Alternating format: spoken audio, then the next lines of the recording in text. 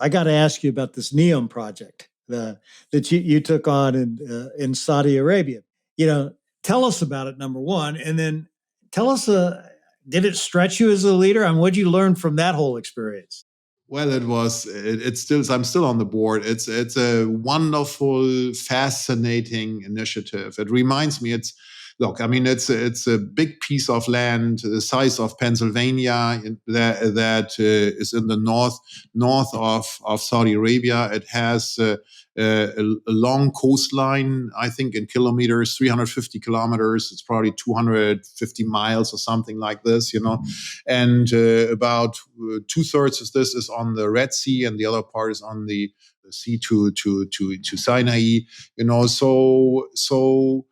And it is the vision of the Crown Prince. The Crown Prince knows the area very, very well. It's almost unpopulated. It has mountains. The highest mountain goes up to 1,500 feet. 2,500 meters. There's snow on there at times in the year. About 3 months of the year it has conditions where you can ski there. So great, and it also has sand. It has sandy beaches. It has everything. Mid-sized mountains. Amazing, absolutely amazing. The weather is nice. Also, you have a bit of wind there. So, and the Crown Prince's point was, I want to create a land which attracts the best and brightest and allows people to live the future. I mean, his idea, and it's my words, not his words. His idea is we are already living in the post-industrial world, but we haven't quite understood what all this means, right? And to live with nature, he's a big nature lover. So one of the things was that make sure that with many of these projects, you go into it and nature gets destroyed. I mean, this concept was built like this, that over 85% of the nature will remain untouched. And also on the urban environment, I mean, the challenge was it's not going to be about streets and cars and all that stuff. You have to have a concept that makes it more livable. So basically mixed use, walking, bicycling, these type of things. How can you do that? How can you allow a life which is more living with nature, at the same time being connected to the world and having the best technology on your fingertips? So we went through this. We looked at I always looked at this as a business, and I thought we have to build it like you build a new product. It's all about what sustainable competitive advantage do you have.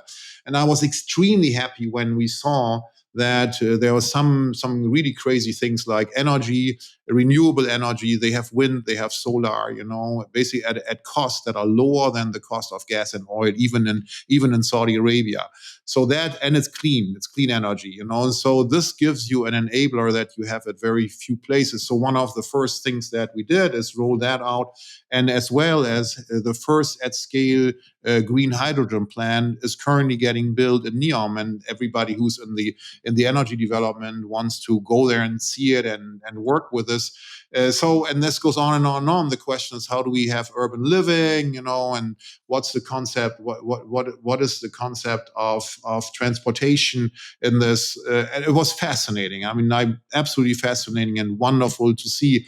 I honestly think the last time that I've seen something with that vision, you really need somebody there who is there for a long time and stability to develop. The last time I've seen this is with St. Petersburg, when Peter the Great, basically went out and said, I want a seaport. Russia is landlocked, went into the swamps, and basically said, this is where I want it, and I want a shipbuilding industry and everything else. So, and this NEOM where is it at in its development for everybody to know?